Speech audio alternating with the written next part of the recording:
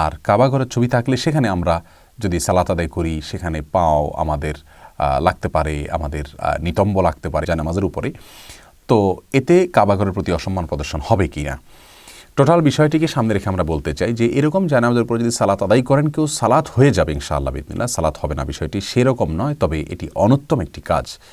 কারণ বুখারী মুসলিম একযোগে বর্ণনা করেছে যে আম্মাজান আয়েশা রাদিয়াল্লাহু তাআলা আনহা বর্ণনা করেছেন রাসূল করিম সাল্লাল্লাহু আলাইহি সাল্লাম একবার কোন একটা কাপড়ের উপরে সালাত আদায় করেছেন। সেই কাপড়ের উপরে কিছু অঙ্কন করা ছিল। নবী আলাইহিস সালাম সালাত শেষ করার পরে বললেন যে এই কাপড় নিয়ে যাও, তোমরা আরেকটি কাপড় নিয়ে আসো যেটা ফ্রেশ থাকবে, কোনো অঙ্কন করা কোনো কিছু থাকবে না। তো তিনি কাপড়টিকে পরিবর্তন করে এনেছিলেন। কারণ হিসেবে উল্লেখ করেছেন যে এটি আমার সালাতের মনোযোগকে নষ্ট করছিল।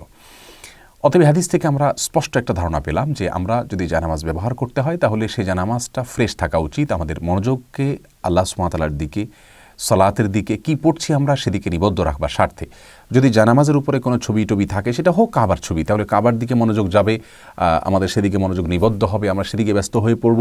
আমাদের সালাতের মূল যে খুশু থাকা উচিত, মনোযোগ থাকা উচিত, কি পড়ছি কি না পড়ছি, কি বলছি, সূরা কেরাতগুলো কি বলছি, আল্লাহ সুবহানাহু ওয়া তাআলার প্রতি মনোনিবেশ থাকা দরকার, সেটার ঘাটতি হবে। এমনকি কাবার ছবির মাধ্যমেও যদি সেটার ঘাটতি হয় তাহলে সেটা প্রশংসনীয় নয়।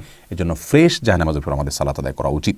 এটা হলো প্রথম কথা। দ্বিতীয়ত বিষয় হলো, আমরা জানি যে খ্রিস্টানরা তাদের ধর্ম বিশ্বাস থেকে তারা ক্রুশ এর ছবি অঙ্কন করে রাখে তাদের বিভিন্ন ইবাদতখানাতে, তাদের বিভিন্ন উপাসনালয়ে, ওয়ালে, ভেতরে, বাইরে, এটাকে সিম্বল হিসাবে তারা এঁকে রাখে। আমরা আমাদের জায়নামাজে যেখানে আমরা সালাত আদায় করছি, আল্লাহ সুবহানাহু ওয়া তাআলাকে সিজদা করছি, আমরা কিন্তু কাবাকে সিজদা করছি না। সেখানে যদি কাবার ছবি অঙ্কন করা থাকে তাহলে হুবহু খ্রিস্টানদের মতো ওইরকম হয়ে যাচ্ছে, বিষয়টা সেরকম না, কিন্তু কিছুটা দৃশ্য তো সেরকম হচ্ছে যে আমরাও একটা কাবাগরের সিম্বলকে আমাদের জানামাজে আমরা রেখে দিচ্ছি, যেটা কিন্তু ইসলামের আকীদা এবং বিশ্বাসের সঙ্গে যায় না। আমরা সিজদা করছি আল্লাহকে, কাবাকে নয়।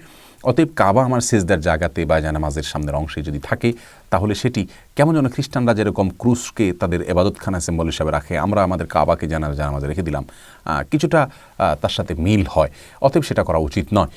আর তৃতীয়ত হলো, জানামাজের মধ্যে যদি কাবার ছবি থাকে তাহলে সেখানে আমাদের পাও কখনো না কখনো টাচ হবে, ঘুরে যখন বসবো তখন তার উপরে বসতে হবে। তো কাবা ঘরের প্রতি কিছুটা, তার ছবির প্রতি অসম্মান হলে সেটা কাবা ঘরের প্রতিও কিছুটা অসম্মান হয়ে যায়। এই জন্য আমাদের এ ধরনের জায়নামাজ অ্যাভয়েড করা উচিত, যেটাতে কাবা অথবা হারামের কোনো ছবি থাকবে, মসজিদের কোনো স্থাপনার কোনো ছবি থাকবে, এগুলোর উপর আমরা সালাত আদায় করব না। করলে সেটা মাকরুহ হবে, অপছন্দনীয় হবে। যদি কেউ সালাত আদায় করেন, সালাত হয়ে যাবে, কিন্তু এগুলোকে অ্যাভয়েড করা উচিত।